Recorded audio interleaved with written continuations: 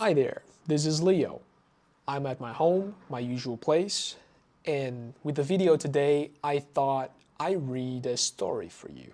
It's going to be an intermediate story, probably going to have some vocabulary that you don't know. You can pause the video and search for the meaning of the word right after, or in the middle of the process of the story. So I hope you have your earphones on and just listen to this video. The story goes by The Missing Recipe. You know that feeling? The one where everything is going great? You're on top of the world, and then it all comes crashing down. That was me 5 minutes ago. I'm Leo, a chef, and I'm standing in the final round of the biggest baking competition of my life. My heart is pounding, the cameras are rolling, and the judges are staring. There's just one little problem.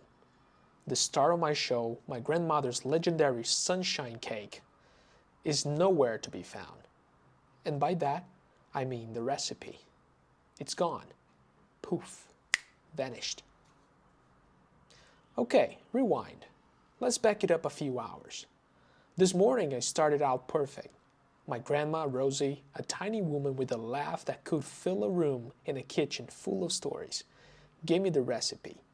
She gave me the recipe. It's not just any recipe either. It's her secret weapon, written on a faded, folded piece of paper. It's been in our family for generations, passed down with the promise, never, ever share it. So, I had the paper, the list of the secret ingredients, and all the confidence in the world. I was ready to bake. I drove from Grandma's place to the competition, feeling like I was holding a treasure map. I got to my station, unpacked my stuff, and reached for the inside pocket of my jacket. Nothing. Just an empty space where the most important piece of paper in my life should have been. I checked again, then a third time. My stomach dropped. I had lost the recipe. I was in a real pickle. My first thought, maybe I left it at Grandma's. I had to go back. There was no way I was going to try to guess a recipe with so many specific ingredients and weird little steps. My competitor, a guy named Julian, he gave me a sarcastic grin from his station. Having a little trouble, are we? He asked. I just shook my head and bolted out the door. The judges gave me an hour to figure this out. The clock was ticking. The drive back to my grandma's felt like forever. My mind was racing. Did it fall out in the car? Did I drop it on the way to the studio? I got to her front door and found my little sister, Maya, playing on the porch. Hey, what's the rush? She said. You look like you've seen a ghost. The recipe, Maya. The sunshine cake recipe. I lost it, I said, trying to catch my breath. Maya's eyes went wide. She knew how important the recipe was. Hold on. I remember seeing Grandma looking at something before you left. She was sitting right there. She pointed to the rocking chair on the porch, and she had a tiny piece of paper in her hand. Then she put it away. Put it away where? I asked, my voice getting a little too loud. I don't know. She just got up and went inside. She didn't say anything. I figured it was no biggie. I ran inside and found Grandma Rosie sipping tea in her kitchen. She looked so calm, peaceful, which was the exact opposite of how I felt. Grandma, the recipe, I blurted out. I lost it. I thought I had it in my jacket, but it's not there. Grandma just smiled, her eyes twinkling. Oh, that old thing, you have it. You just don't know it yet. What? Grandma, what do you mean? I don't have it, I said, starting to get frustrated. You've been looking in the wrong places. The recipe isn't on that piece of paper anymore, sweetie. It's in your heart, where it always has been. I just gave you that final clue. I just stared at her, totally confused. What was she talking about? This was the biggest competition of my life, and she was talking in riddles? A clue? What clue? The same clue I give everyone who's ready to learn it, she said, taking a slow sip of her tea. The final secret is where you've always found it. That's all I'll say for now. I thanked her and rushed out, trying to figure out what she meant. The final secret where you've always found it. Where have I always found her secrets? In her stories? In the old wooden box in her bedroom? I had to figure it out, and fast.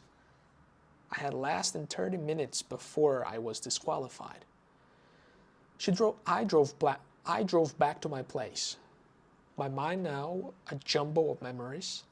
I tried to remember every story she had told me about the cake. She said that secret was to always add a little extra love. But what did that mean, exactly? Then I remembered a specific detail she always mentioned. The recipe was originally written on a napkin from the diner where she met my grandfather.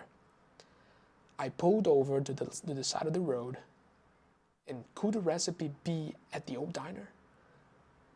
The one she and my grandpa used to frequent before they even got married? I knew exactly where it was. It was a long shot, but it was my only shot. I got back on the road, my heart beating with a new hope. I pulled it up to the diner, and it was still there. The old red leather booths, and the neon sign humming in the afternoon sun. I went inside, and I walked up to the counter. Excuse me, I said to the waitress. I know this is a long shot, but do you happen to have a box of old napkins from back in the day? Like from the 1970s? She laughed. Kid, this is a diner, not a museum. Everything here is 50 years old. She pointed to a shelf behind the counter. We got a box of old menus and stuff, but that's it. My heart sank again. It's a dead end. I was about to walk out when the waitress called after me. Hey, you know, there is one other place. The back of the last booth in the corner has a message carved into it. A bunch of people from back in the day used to do that. I froze. My grandma had told me the stories about how she and my grandpa would carve their initials into the old booths. I walked to the back, to the corner booth. Sure enough, there it was, R and G. Below it, in tiny, delicate handwriting, was a message. The message was a simple rhyme, a little poem that Grandma Rosie always used to say to me. And at the bottom, just as I was about to give up all hope, was one final cryptic instruction pointing towards the last place I would have never thought to look. And my heart stopped. Okay, so I'm standing in this old diner staring at a message carved into a booth. My heart is pounding and my mind is racing a million miles a minute. It was a complete sensory overload. The smell of the old coffee and fried onions, the clatter of plates, the hum of the ancient neon sign flickering in the window. Julian, the obnoxious chef, is back at the studio, probably making fun of my empty station. My big comeback at a total bust. And I'm here, 30 minutes from being disqualified, staring at a riddle like I'm a character in a movie. And the carving said, "The secret isn't on the page, but in the memory of a certain stage. Find the place where the story first began, and you'll find what you need to become a bacon man." I read it once, then a second time. My hands were balled into fists at my sides. I was so frustrated and wanted to scream, to tear the paper I didn't even have to pieces. I came all the way out here for this? A stupid poem? My grandma was playing a game with me, and I was about to lose the biggest competition of my life because of it. A certain stage, where the story first began. My first thought was that it was this diner. This is where she and Grandpa met, right? It was their love story beginning. But the message said the secret wasn't on the page, which meant it wasn't here. It was somewhere else. I felt the hope I had moments ago drain out of me, leaving me feeling totally empty and defeated. It was a dead end. Suddenly, just as I was about to give up, a different thought hit me, like a lightning bolt. It wasn't about her story, it was about my story. The story of my baking, the story of my sunshine cake, began in one place and one place only, my own kitchen. That's where Grandma Rosie taught me everything, from cracking an egg without getting shells into the bowl to the perfect way to fold flour into the batter. Every Sunday for years, the kitchen was our church, our classroom, and our lab. The flour, the sugar, the measuring cups, they were all part of my story. The recipe wasn't something written down. It was in my hands, my memory, and my heart. The paper was just a prop, a little push to make me realize that all the knowledge I needed was already inside of me. It was a test, and I was almost too dense to pass it. I thanked the waitress who gave me the strange look and bolted out the door. The traffic on the main road was a nightmare. A solid line of red brake lights stretched as far as the eye could see. I could almost hear the countdown in my head. I had to think fast. My GPS was showing me a 20-minute delay, and I knew I didn't have 20 minutes to spare. No way.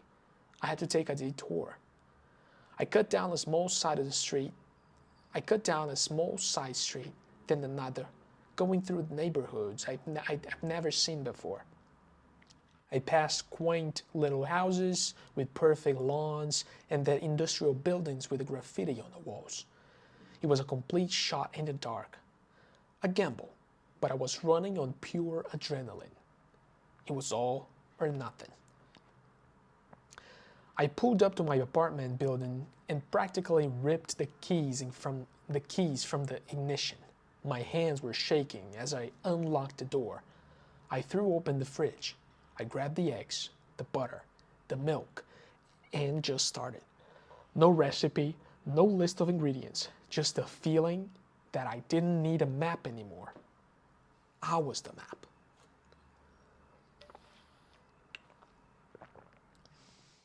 I was wandering on pure instinct, just like a baseball player knows how to swing a bat, or a musician knows how to play a song without reading the notes. I was dancing. The whisk became an extension of my arms as I whipped the eggs and sugar together. The sound of a steady rhythm in a quiet apartment. I poured in the milk and a dash of vanilla, and then flour. I closed my eyes and pictured Grandma Rosie, her tiny wrinkled hands showing me how to fold the batter gently, her softly voice telling me, "Now, Leo, don't forget the secret ingredient. Add a little extra love." I smiled. That's what she meant. The secret ingredient wasn't something you could write down. It was a feeling, a memory, a part of who I am. I got back to the competition with 3 minutes left on the clock. My station was a mess, but I didn't care. Julian, my rival, just stared at me, a smug, confident look on his face. I couldn't see he'd already finished his own dish and was just waiting to be crowned the winner. The judges were getting ready to announce the winners, but I didn't care. I got to my own station and I started baking. My hands moved like a blur, working without thinking. My head was clear. My heart was calm. I was making the cake I was meant to be. I was meant to make. I finished just as the buzzer sounded. I was out of breath. My hands were a mess. But the cake, it was beautiful. The perfect golden brown color, a sweet, rich, and nostalgic smell filling the air. It was more than a cake. It was a tribute, a piece of my history on a plate. It was a message to my grandma. I had followed my heart, and I knew deep down that that was all that mattered. I had passed the test. The head judge, a woman with a nonsense look on her face, walked up to my station. The silence in the room was deafening. Even the cameras seemed to hold their breath. She didn't look at me. Her eyes were fixed on the cake, extremely examining every detail, every little crumb. She picked up her fork. The camera zoomed in, and I held my breath. She took a small bite, and her face remained a blank slate. She slowly chewed and then swallowed. I could see her thinking, her eyes distant, as if she was tasting more than just a cake. Finally, she looked at me in the eyes, a tiny smile playing on the corner of her lips. "Leo," she said, her voice slow and serious. "This cake is..." And the silence in that room was deafening. Every camera was on me and the head judge, and my heart was beating so hard I thought everyone could hear it. I had no idea what to expect. After everything, losing the recipe, the crazy drive, the last-minute bacon, it all came down to this. The judge looked me dead in the eye and said, "Leo, this cake is unforgettable." I let out a breath I didn't even know I was holding. A huge smile broke across my face. I had done it. I had made the sunshine cake without a single note, without a recipe. But the judge's expression was still a total blank slate. So I knew she wasn't finished. She took another small bite and then continued. "It's not perfect. The crumb is a little dense, and the frosting is a touch too sweet for my professional taste. But it's not about perfection, is it? It's about feeling. Your cake is your cake is the first one I've had all day that made me feel like I was a little kid again, eating a piece of cake in my grandmother's kitchen on a Sunday afternoon. It was something none of the other cakes have. Heart. You can write that down on a piece of paper.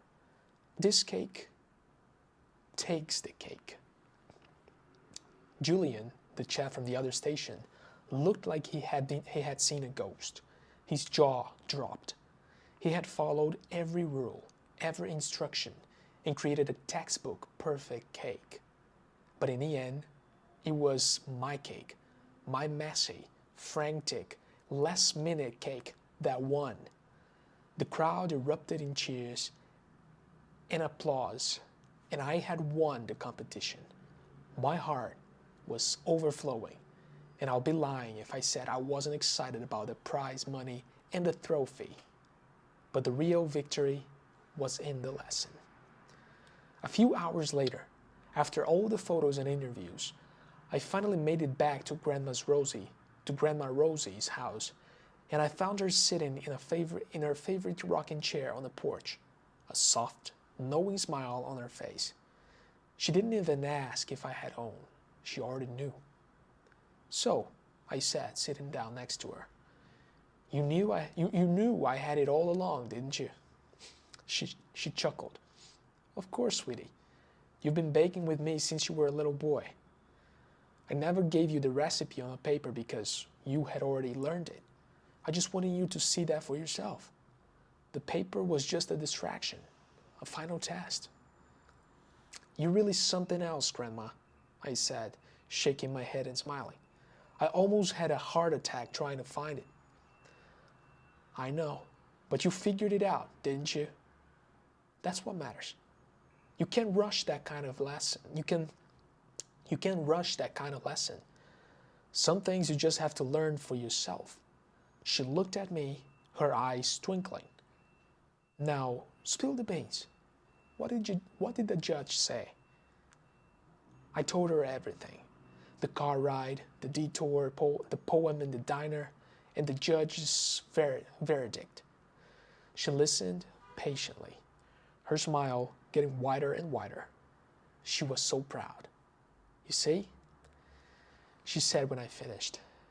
You're not a chef because of a piece of paper. You're a chef because you have a gift. Now, you have the secret ingredient, the one that no one else can copy.